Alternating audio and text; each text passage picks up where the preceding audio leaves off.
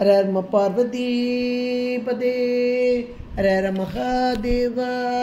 தென்னாடுடைய சிவனே போற்றி, எந்நாட்டவர்க்கும் இறைவா போற்றி. திருச்சிற்றம்பலம். ஒழியான திருமேனி உமிழ்தானம் மிகமேவும் கழியார வரும் யானை கடல் நாழு மரவாமல் அழியாழுமல தூவும் அடியார்கள் உளமாற வழியாகோ வலிதாய வினை கூட நினையவே. திருச்சிற்றம்பலம். தில்லை குத்தபெருமான் திருவடிகளை சிறமேற்கொண்டு குருமகா சன்னிதானங்கள் பொற்பாதம் பணிந்து அடியவர்கள் மக்கள் பொற்பாதம் பணிந்து இன்றைய துகளறு போதம் சத்திர சிந்தனையிலே நம்ம துகளறு போதம் என்ற ஒரு அருமையான நூலை சிந்திப்பதற்கு இவருடைய திருவருடும் குருவருடும் கூட்டி வைத்திருக்கிறது. சென்ற வாரத்திலே காப்புச் செய்யுள், அதாவது மங்கள வாழ்த்து, எல்லாம் பொய்யென்றே என்னை காட்டி எம்பிரான் சொல்லாத பேரறிவுதான் சொல்லி நல்லதொரு அற்புதமாம் ஆனந்தமாம் கருத்தல் செப்புதற்கு கற்பகத்தின் தாழினை என் கண் அப்படின்னு அழகா சொன்னார். அங்கு அறுத்தல் செப்புதற்கு கற்பகத்தின் தாழ் இணை என் கண் அப்படின்னு அழகா முடிச்சார். இப்போ அடுத்தாப்புல அது மங்கள வாழ்த்தாக காப்புச்செயலாக அமைந்தது. இப்போ பாயிரம் அந்த மங்கள வாழ்த்த காப்புச்செயலே வருபொருள் உரைத்தல்ன்றதையே நம்ம பார்த்துட்டோம். இப்போ பாயிரம்னாலே வருபொருள் உரைத்தல் தான். இப்போ வரக்கூடிய பொருள் என்ன அப்படின்றத பாயிரத்தில் 3 பாடல்கள் அமைந்துள்ளன. இதில் முதல் பாடலாக அமைந்துள்ளது பதி பசு பாசம் தெரிந்து. அந்த அதை கொஞ்சம் பக்கத்தில் புக்கு வச்சுருந்தீங்கன்னா ஒரு சின்ன கம்மா போட்டுக்கோங்க, இல்லை புக்கில் விளக்கம் இருக்குது, அதனால் சுசிலாமாவும் விளக்கம் போட்டு விடுவாங்க. நீங்கள் ஒரு டைரி இருந்துன்னா எழுதி கேட்டலாம். பதி பாசம் தெரிந்துன்றதை அண்டர்லைன் கண்டிப்பாக பண்ணிக்கிடணும். அந்த பாச விதி வழியை வென்றுன்றதை அண்டர்லைன் பண்ணிக்கணும். அந்த பாச விதி வழியை வென்று அதனின் வேறாம் கதி வழங்கும் மெய்கண்டான் சந்தானம் மேவின்றதை அண்டர்லைன் பண்ணிக்கணும். மேவி சிவானந்தம் கைகண்டார் காணார் கரு.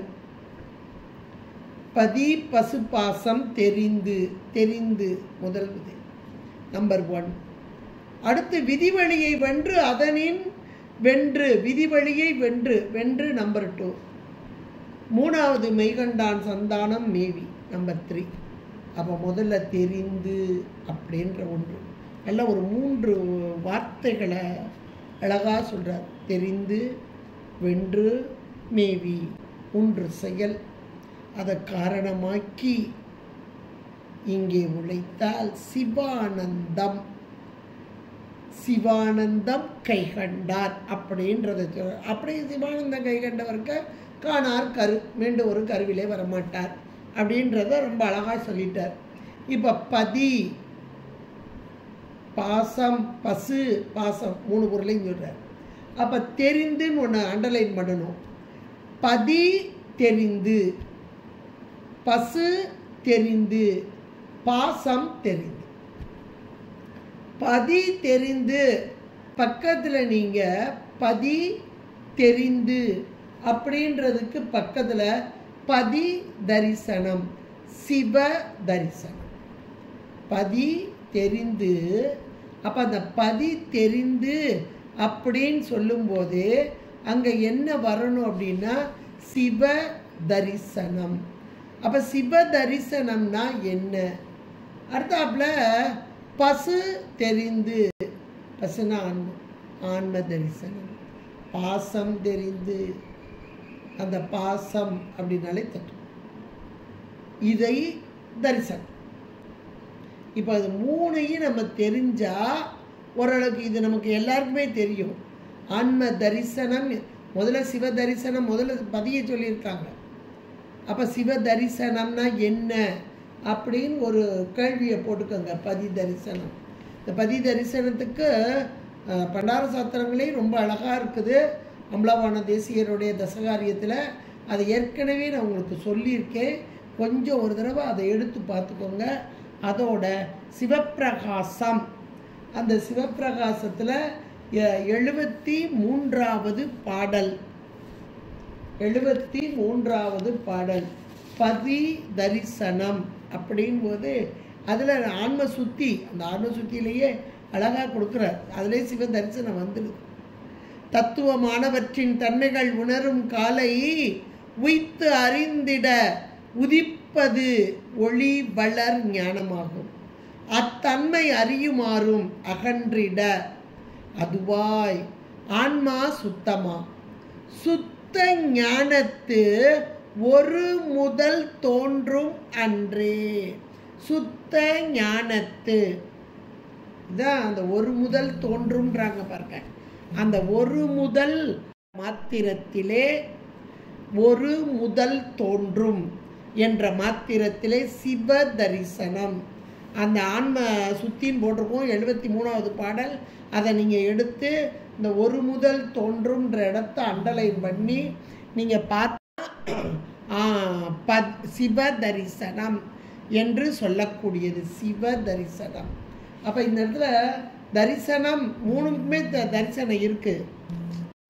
மூணுக்குமே தரிசனம் இருக்குது. இந்த மூணில் பதி தரிசனம் அப்படின்றத நம்ம பார்க்கணும்.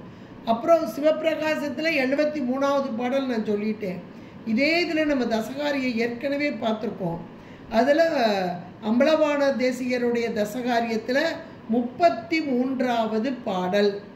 அந்த 33வது பாடலில் சிவரூபமும் சொல்லப்படுது, சிவ தரிசனமும் சொல்லப்படுது. பித்ததாய் உளத்தின் நின்ற பிரிவு இருள் அகல ஞான வித்ததாய் நிற்கும் வீரம் விட்டு அருள் இச்சை மேவ வைத்தது ரூபமாகும். அந்த ரூபமாகும் நீங்கள் அந்த பாடலை கையில் வச்சுருந்தீங்கன்னா அம்பலவான தேசிகர், அதாவது பண்டார சாத்திரங்களில் 33வது பாடல் பார்த்தீங்கன்னா வைத்தது ரூபம். அந்த ரூபம்ன்ற இடத்துல சிவரூபம் போட்டுக்கலாம். வரும் அருள் செயலதாக ஒத்தது காட்சியாகும். காட்சின சிவ தரிசனம். உயர் சிவம் ஆவதற்கு தானே அப்படின்றத அழகா அதில் சொல்லப்படுது. அதுக்கு விளக்கமும் நல்லா பின்னாடி நமக்கு ஐயா கொடுத்துருக்குறாங்க. தரிசனம் காட்சின தரிசனம், அது உயர் சிவம் அதற்குத்தானே அப்படின்றத ரொம்ப அழகாக சொல்லியிருக்காங்க. இந்த இடத்துல சிவரூபம் அடுத்தாப்புல சிவரூபம் அப்படின்றத சொல்லிட்டு அடுத்தாப்புல நமக்கு சிவ தரிசனம்னு என்னன்னு வரணும் இல்லையா? அப்படியே அந்த அருளில் ஆன்மா அடங்கி நிற்கவே சிவம் ஆன்மாவுக்கு காட்சிப்படும். அருள்ல அடங்கி நிற்ற அந்த நிலை, அடங்கி நிற்ற நிலை, யான் எனது என்ற அந்த ஒரு எண்ணமே இல்லாமல் அப்படி அடங்கி அருளில் திருவருளோடு ஒன்றித்த அந்த நிலை, அதுதான் சிவஞானத்தோட அடங்கி நிற்ற நிலைதான் தரிசனம். ஞாதிரு ஆன்மா ஞானம் சிவஞானம், அதற்குள் அடங்கியுள்ள அந்த ஆன்மா ஞானம் நேயம் தரிசனம் தருகின்ற சிவம். இந்த மூன்றும் ஒன்றாக நின்ற நிலை. இது நமக்கு நூற்பாவில் 10ஆம் நூற்பா ரொம்ப அழகாக சொல்லும். மூன்றாய தன்மை தோன்றாத அந்த நிலை, மூணு இருக்கின்றதே இல்லாத அந்த நிலை, அதுதான் நமக்கு அப்படியே இறைவனோடு ஒன்றித்த நிலை தரிசனம். இதை 10ஆம் நூற்பால தான் ஏகனாகி நிற்றல் அப்படின்ற நிலையில தான் நாம் அதை உணர முடியக்கூடியது. மல வாசனை முழுக்க நீங்கி அந்த பயன் நிலைக்கு வந்தது. 10ஆம் நூற்பான்றது பயனிலை. 9 வருது, ஆனால் இங்கே 10 தான் பயனுக்கு வருது. அது அப்போ அந்த மல வாசனையை முழுக்க நீங்குதல் அப்படின்றது. அந்த மூன்றாய தன்மை தோன்றாத ஒரு நிலையாக உள்ள அந்த தன்மை. இதை நூற்பாவிலையும் நீங்கள் எடுத்து பார்த்தீங்கன்னா உங்களுக்கு எளிதாக புரியக்கூடியதாக இருக்கும். இது இந்த 10ஆம் நூற்பான்றது சிவயோகம். அவனே தானே ஆகிய அந்நெறி ஏகனாகி இறைப்பணி நிற்க மலமாகி தன்னோடு வல்வினை என்றே அழகாக அங்கே சொல்லப்பட்டுள்ளது. இவ்வளவு வச்சு பார்த்தாதான் இந்த இடத்துல சிவ தரிசனம் என்பது என்ன அப்படின்றது நமக்கு ஓரளவுக்கு புரியக்கூடியதாக இருக்கும். சிவ தரிசனம் ஏதோ சாமி நம்மகிட்ட காட்சிப்படுறார் அப்படின்ற ஒரு உணர்வெல்லாம் நமக்கு வரக்கூடாது. இது எப்படி சாத்தியம்? ஏன்னா சிவரூபம், சிவ தரிசனம், சிவயோகம், சிவபோகம் அப்படின்னு நம்ம வருது. இப்போ இந்த இடத்துல சிவ தரிசனத்தை ரொம்ப அழகாக நம்ம சொல்லிட்டார். அந்த சிவ தரிசனத்தில் அப்படியே அதில் அடங்கி நின்று உள்ள சிவஞானத்தோடு அடங்கி உள்ள ஆன்ம ஞானம், சிவஞானத்துள் அடங்கி உள்ள ஆன்ம ஞானம், அது அந்த ஒன்றித்த நிலை, அது தரிசனம் அப்படின்றத இந்த பாடல் நமக்கு ரொம்ப அழகாக நமக்கு சொல்லக்கூடியதாக இருக்குது. சரி, அப்போ பதியுடைய தரிசனம் பார்த்துட்டோம், தெரிந்து அப்படின்றதுக்கு பார்த்துட்டோம். அடுத்தாப்புல பசு தரிசனம் அது வேணும் இல்லையா? அப்போ அந்த பசு தரிசனம் அப்படின்பது ஆன்ம தரிசனம். அது நமக்கு இதே அம்பலவான தேசிகத்தை 27 நம்ம ஏற்கனவே தசகாரியத்தில் ஒருத்த பார்த்தோம். நீங்கள் மீண்டும் அதை ஒரு தடவை எடுத்து பார்த்தீங்கன்னா ஈஸியாக புரியும்.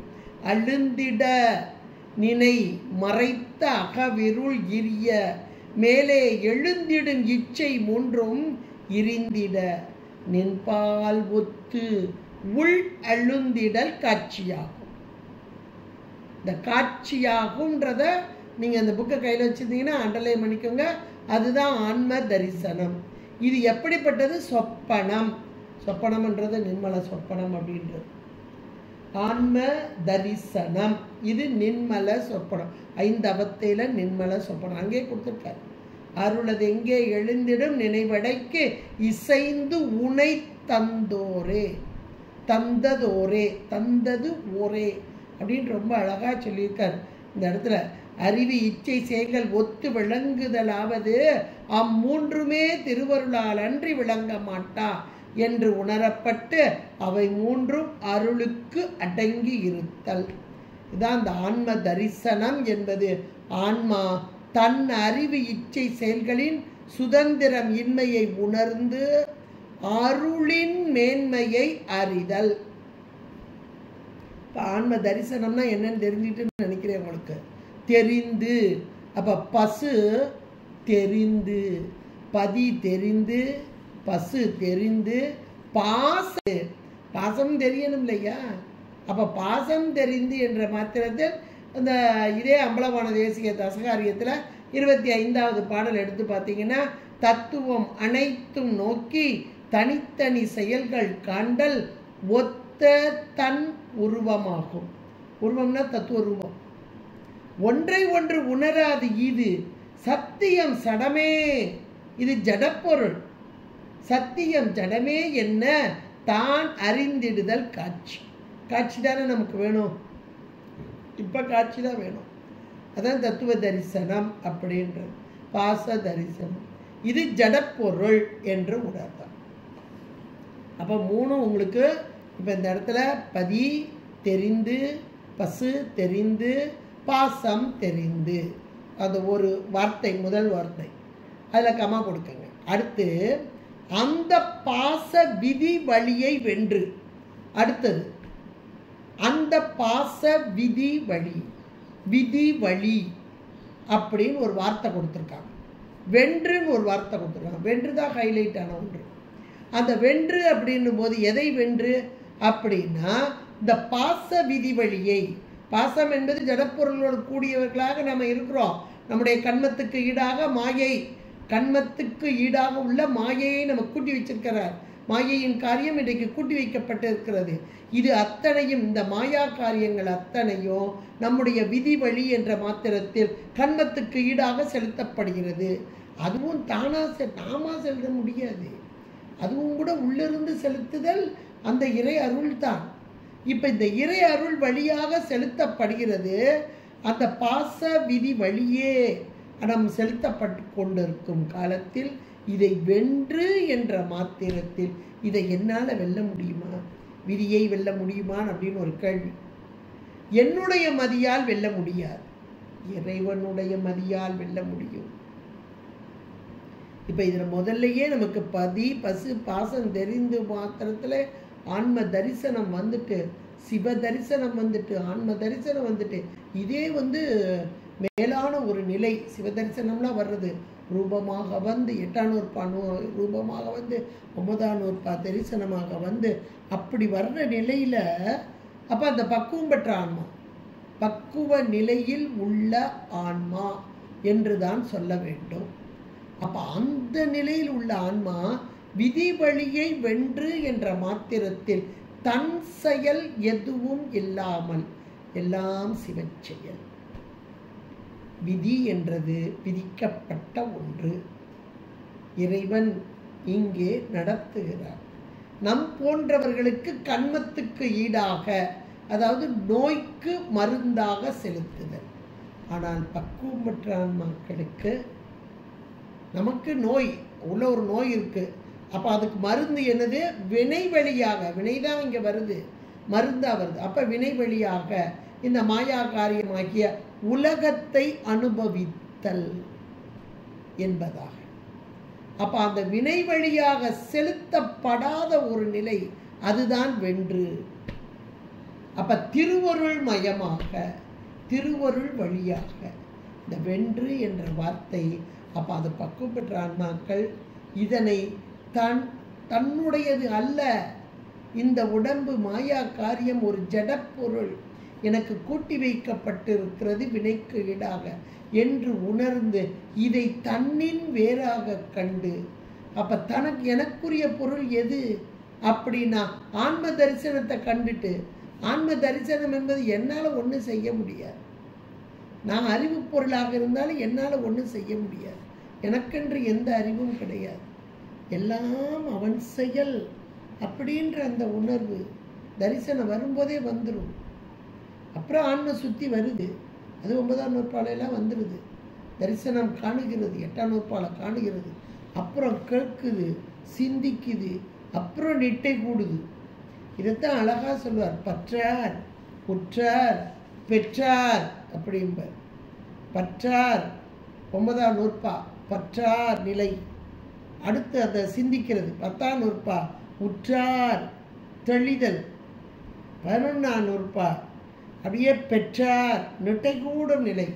இங்க இந்த பாடல் நிட்டை கூடிய நிலை அதுல வருது. கை கண்டார் சிவானந்தம் கை கண்டார். அது அப்படியே ஒரு பிராக்கெட்டுக்குள்ள கொண்டு வந்து கை கண்டார்ன்றதை அண்டர்லைன் பண்ணிக்கோங்க. கை கண்டார் என்ற மாத்திரத்தில் நிட்டை கூடிய நிலை. அப்ப அந்த நிட்டை இங்கே சொல்லப்படுறது 11ஆம் நூற்பாவில் நிட்டை கூடும் நிலை. அப்ப அந்த நிட்டை கூடும் நிலைக்கு இது ப்ராசஸ் வழி. எது? முதல்ல பதி தெரிந்து, பசு தெரிந்து, பாசம் தெரிந்து, அந்த பாச விதி வழியை வென்று, அந்த பாச விதி வழி என்ற மாத்திரத்தில் இங்கே என்னுடைய வினைக்கு ஈடாக இந்த மாயா காரியங்களை கூட்டி விற்கிற இந்தரை தெரிந்து இதனிலிருந்து நீங்கி நானா நீங்க முடியாது. ஞாபகம் வச்சுக்கோங்க, நம்மளா இதை நீங்க முடியாது. அப்ப யார் நீக்குவார்கள்? அதுக்கு தான் அடுத்த வரி வருது. இதெல்லாம் ஒன்னோட ஒன்று சேர்ந்தது தான். எப்படி இது முந்தி வந்துச்சா இது முந்தி வந்துச்சா அப்படின்னு ஒரு கேள்வி கேட்டா, அப்படியே அட் அ டைம்ல ஒளி வந்து இருளை நீக்கியது. அப்ப ஒளி முன்னாடி வந்துச்சா இருள் நீக்கம் முதல்ல வந்ததா என்ற மாத்து. எப்போ ஒளி வந்ததோ அப்பவே இருள் நீக்கம் வந்தது. அவ்வளவுதான், அட் அ டைம்ல. அந்த ஒரு அதான் சக்தி நிபாதம் என்று சொல்ல, வீழ்ச்சி, அருள் வீழ்ச்சி அட் அ டைம்ல வர்றது. இப்போ இந்த இடத்துல பாச விதி வழியை வென்று என்ற மாத்திரத்தில் நாமாக வெல்ல முடியாது. அப்ப அந்த வெல்லுதல் என்பது எதை குறிக்கிறது என்றால், இந்த பக்குவம் பெற்ற ஆன்மாக்களுக்கு இதுகாரும் இந்த மாயா கண்மம் கூடி நின்ற நிலை முழுதுமாக நீங்கி திருவருளோடு கூடிய நிலை, அதுதான் வென்று. அந்த விதி வழியை வென்று திருவருளோடு கூடிய நிலை. எனக்கென்று எந்த செயலும் இல்லை, எல்லாம் சிவச்செயல் என்ற அந்த தெளிந்த நிலை. அந்த தெளிந்த நிலை தான் 10ஆம் நூற்பா வந்துடுது. 9லையும் மலவாசனை நீங்குது, 10லையும் மலவாசனை நீங்குது. இது 9ஆம் நூற்பா என்பது சாதனமாக வருகிறது, 10ஆம் நூற்பா என்பது பயனிலையாக வருகிறது. திருவருளோடு ஒன்றித்த நிலை ஏகனாகி நிற்றல். அப்பத்தான் விதி வழியை வென்று என்றவார். வென்று என்ற ஒரு சொல் ஞாபகம் வச்சுக்கோங்க. அப்ப இதுகாரும் ஞானம், அந்த ஞான, அந்த உயிர் ஒரு அறிவு பொருள், அந்த அறிவு மறைக்கப்பட்டு இருந்தது. அந்த அஞ்ஞானத்தை நீக்குவதற்காக இந்த மாயா கண்மம் கூட்டுவிக்கப்பட்டது. இந்த மாயா கண்மம் எதை நோக்கி செலுத்தும்?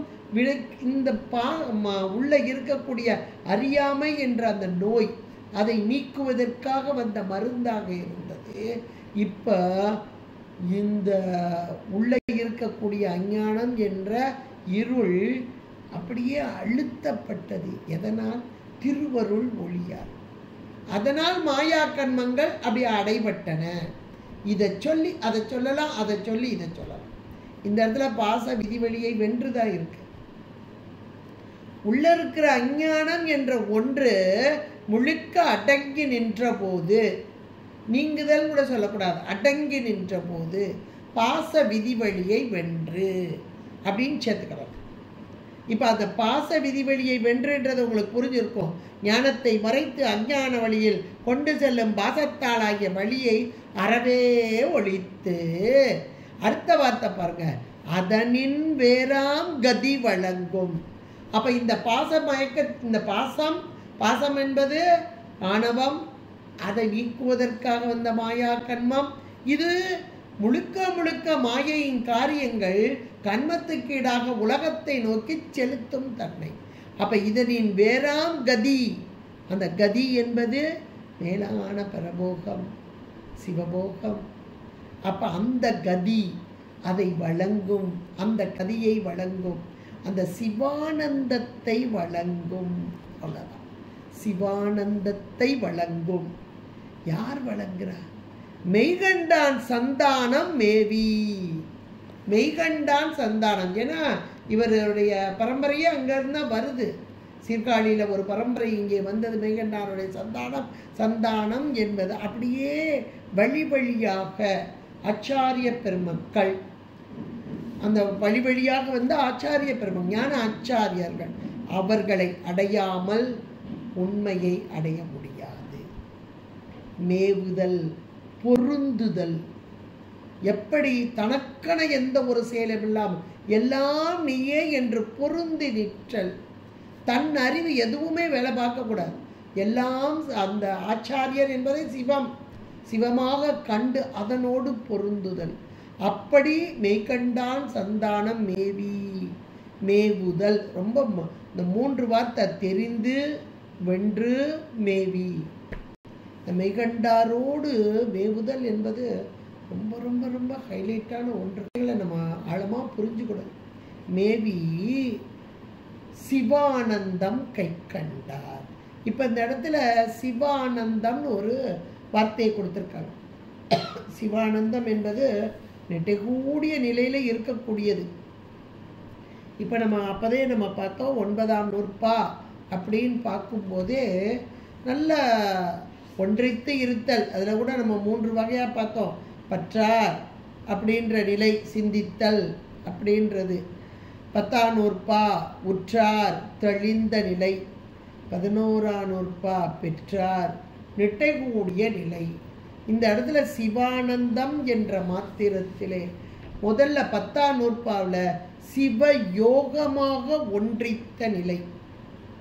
திருவருளை தெளிய உணர்ந்த உயிர் தான் வேறு நில்லாமல் அதனோடு ஒன்றி நிற்ற உயிரினது அறிவு அப்படியே சிவனது அறிவாகிய திருவருளின் உள்ளே பொருந்தி தான் என்பது ஒரு முதல் தோன்றாதபடி நிற்ற அந்த நிலைதான் சிவயோகம். 10 சிவயோகம். சிவயோகம். அப்ப இந்த ஞானத்தில் யோகம் என்று சொல்லக்கூடிய அந்த சிவயோகம் இதுதான் சுத்த துரியம் என்று சொல்லக்கூடியது. சுத்த துரிய நிலை. அது 10ஆம் நூற்பாவில் அப்படியே அழகாக அவனே தானே ஆகிய அந்நெறி ஏகனாகி இறைப்பணி நிற்க அப்படின்னு நமக்கு அழகாக சொல்லப்பட்டது. இப்போ இதில் என்ன சொல்லியிருக்காங்க அப்படின்னா, மெய்கண்டான் சந்தானம் மேவி சிவானந்தம் கை கண்டார் அப்படின்ற ஒரு வார்த்தை வந்திருக்கு. சிவ ஆனந்தம். முதல்ல யோக நிலை பார்த்தோம். அந்த யோக நிலை என்பது திருவருளில் அழுந்தி நிற்கும் நிலை. அது அருள் நிலை. அப்ப அந்த திருவருள் வழியாக சிவத்தில் அழுந்தி நிற்கும் நிலை அது ஆனந்த நிலை. இங்க சிவானந்தம் தானே கொடுத்துருக்கு. அப்ப முதல்ல திருவருளில் அழுந்தி நிற்ற நிலை ஒன்று, அந்த திருவருளோடு கூடி வந்து சிவத்தில் அழுந்தி நிற்கும் ஆனந்த நிலை. அப்ப அருள் நிலைக்கு அப்பால் நிற்கும் ஆனந்த நிலை. இது நம்ம சாதாரணமாக பார்ப்போம். கண்ணு இந்த சூரியனதை பொருந்துதல், சூரிய ஒளியோடு பொருந்துதல், அப்புறம் அந்த ஒளியோடு கூடி சூரியனை கண்டு அதில் அழுந்துதல். இந்த ஆனந்த நிலைதான் நிட்டை. இங்கே சொல்லப்பட்ட சிவானந்தம் கை கண்டார் அப்படின்னு ஒரு வார்த்தை இருக்கு. அப்ப அந்த சிவபோகம் நிட்டை கூடிய நிலை, சிவபோகம் நிட்டை கூடிய நிலை, இது ரெண்டுமே அதுதான். இப்படிப்பட்ட சிவானந்தம் கைகண்டார் கரு காணார். இன்னொரு அன்னையின் வயிற்றிலே மீண்டும் புகுந்து வர மாட்டார்கள் என்பதை இந்த பாடல் நமக்கு மிக தெளிவாக உணர்த்தக்கூடியதாக இருக்கிறது. பதி பசு பாசம் தெரிந்து. இந்த பாடல் கொஞ்சம் நிதானமாக வாசித்து நம்ம ஏற்கனவே படித்தது தான். தசகாரியம் படிச்சிட்டோம், அவத்தைகள் படிச்சிட்டோம், அதில் நின்மல அவத்தைகள் படிச்சிட்டோம். இப்போ அதையெல்லாம் பொருத்தி கூட நம்ம பார்த்துட்டோம். இப்போ அதையெல்லாம் வச்சு நீங்கள் இந்த பாடலை அப்படியே படித்தீங்கன்னா எளிதாக புரியும். இதையும் கேட்டுக்கிட்டே படித்தீங்கன்னா பதி பசு பாசம் தெரிந்து 3 பொருள்கள். பதியை தெரிந்து, பசுவை தெரிந்து, பாசம் தெரிந்து, தரிசனம். அவ்வளோதான் 3 பொருள்களுடைய இலக்கணம். அதனை அப்படி கேட்டு சிந்தித்து தெளிந்து நிற்ற நிலை. கேட்கணும், சிந்திக்கணும், தெளியணும். இந்த நிலை, அந்த நிலையை அல்ல தெளிந்த நிலையில அந்த பாச விதி வழியை வென்று, தெளிந்த நிலை வந்தாதாங்க விதி வழியை வெல்ல முடியும். அப்போதையே நான் உங்களுக்கு சொன்னேன், இதை நல்லா அதை கொண்டு கூட்டி வச்சு பாருங்க. அப்போ அந்த பாச விதி வழி என்ற மாத்திரத்தில் ஞானத்தை மறைத்து அஞ்ஞானத்தில் கொண்டு செல்லக்கூடிய அந்த பாசமாகிய அந்த வழியை அதை அறவே ஒழித்து அதனின் வேறாங்கதி. அப்போ அந்த பாச வழி என்பது நம்முடைய அஞ்ஞான, அதை அறியாமையினால், அனுபவமலத்தினால், மாயை கண்மங்களோடு கூடிய உலகை நோக்கிய வழி. அதற்கு வேறான வழி என்பது திருவருளோடு கூடி சிவத்தை நோக்கிய வழி. ஆமாறு சாமாறும்பர் மணிவாசக பிறந்தவர். ஆமாறும் திருவடிக்கே அகம் கொழையேன் அன்புருகேன் பூமாலை புனைந்தேத்தேன் புகழ்ந்துரையேன் புத்தழிர் கோமன திருக்கோயில் தூகேன் மெழுகேன். இவ்வளவு சொல்லிட்டு சாமாரே விரை. இந்த வார்த்தை அது பாச விதி வழியை வென்று ஒரு வார்த்தை. அதனின் வேறாம் கதி வழங்கும். அப்ப அதை விட்டுட்டு சாமாறு என்பதை நோக்கி செல்லும் நாம் ஆமாறு என்று செய்ய வேண்டும். சிவத்தை நோக்கி சிவத்தை அனுபவிக்க வேண்டும். அப்ப சிவத்தை அனுபவிப்பதற்கு நாம் செல்ல வேண்டிய வழி கூட்டிட்டு போறது யாரு? திருவருள். இந்த உலகத்தை அனுபவிப்பதற்கு கூட்டிட்டு போற மாயையின் காரியம். இங்கேயும் திருவருள் வருது, அது எல்லாம் ஜடம். திருவருள் வருது வினைக்கு ஈடாக மாயா காரியங்கள் மூலமாக. ஆனா இங்கேயோ திருவருள் அப்படியே கையை பிடிச்சு கூட்டிட்டு போகுது. அதான் வேறாம் கதி வழங்கும். யார் கூட்டிட்டு போறா அப்படின்னா மெய்கண்டான் சந்தானம் ஆச்சாரியர். இந்த ஆச்சாரியரை நாம் பற்றவில்லை என்றால் குரு இல்லையே திரு இல்லை. அவ்வளவுதான். கைகண்டார் என்ற மாத்திர மெய்கண்டான் சந்தானம் மேவி. அந்த மேவுதல் என்பது பொருந்துதல், ஆச்சாரியரோடு பொருந்துதல். ஆச்சாரியரோடு பொருந்துதல் என்பது என்ன அப்படின்னா அவரிடம் ஞான ஆச்சாரியர் கிடைக்கணும்னாலே நாம ஒரு பக்குவ நிலைக்கு வரணும். அது 8ஆம் நூற்பாடு நம்ம பார்த்துட்டோம். அது ஒரு பக்குவ நிலை. அந்த பக்குவ நிலையில் ஆச்சாரியரை அடைந்த பின்பும் அவருடைய உபதேசத்தை கேட்டு சிந்தித்து தெளிந்து அப்புறம் நீட்டை கொடு. ரொம்ப அழகா நமக்கு 9ஆம் நூற்பாலே சொல்லப்பட்டு. இதெல்லாம் அப்படியே கொஞ்சம் சிந்திச்சு கொஞ்சம் பாருங்க. அத மெய்கண்டான் சந்தானம் மேவுதல் என்ற மாத்திரத்தில் ஆச்சாரியரை அடைந்து தீட்சை உபதேசம். தீட்சை எடுத்தோடனே முக்தியான்னு நிறைய பேர் கேட்பாங்க. தீட்சை எடுத்தோடனேலாம் முக்தி கிடையாது. அப்பதான் கேட்கிறோம். நம்ம கேட்டல்ன்ற 8ஆம் நூற்பாயே அப்பதான் வருது. உபதேசம் கேட்டல், அதுக்கப்புறம் சிந்திக்கணும், அதுக்கப்புறம் தெளியணும், அப்புறம் நிட்டை குணணும். இங்க சொல்ற அந்த மேவி அப்படின்னு சொல்லும் போதே மேவுதல் அப்படின்னு நிட்ட கூடின நிலை. மேவுதல் அப்படியே பொருந்துதல். அதனோடு அந்த பொருள் என்ன, அந்த உபதேச பொருள் என்ன, ஒவ்வொரு எழுத்துக்கு ஒரு பொருள், அந்த பொருள் என்ன, இந்த பொருளை நான் அடைய வேண்டும் அப்படின்னு அதனோடு ஒன்றிக்கணும். அதுதான் மேவி. அப்படி சிவானந்தம் கை கண்டார். அப்ப அருளோடு கூடி அருள் கொண்டு வந்த சிவத்தோடு ஒன்றித்து அந்த சிவானந்தத்தை கை கண்டார். கை கண்டார் என்ற மாத்திரத்தில் அழுந்துதல். அந்த சிவானந்தத்தில் சிவபோகத்தில் அழுந்துதல். அப்ப சிவரூபம், சிவ தரிசனம், சிவயோகம், சிவபோகம். இப்ப இந்த போகம் வந்துட்டு சிவானந்தம் கை கண்டார்னு சொல்லும்போது போகத்தில் அழுந்துதல், அந்த பேரானந்தம், அதில் அழுந்துபவர்கள் கைகண்டார் என்ன மாதிரி அழுந்தினார் கருக்கானார். இவ்வளோ ஒரு அருமையான பாடல் பாருங்க. மீண்டும் சிந்திச்சு பாருங்க. கண்டிப்பா உங்களுக்கு அது புரியக்கூடியதாக இருக்கும். அருமையான ஒரு பாடல். சந்தானம் என்பது மெய்கண்ட சந்தானம் தொடர்ச்சியாக வரக்கூடியது. பாயிரத்தில் முதல் பாடலாக அமைந்துள்ளது இந்த பாடல். திருச்சிற்றம்பலம். ஹர பார்வதி பதே, ஹர மகாதேவ.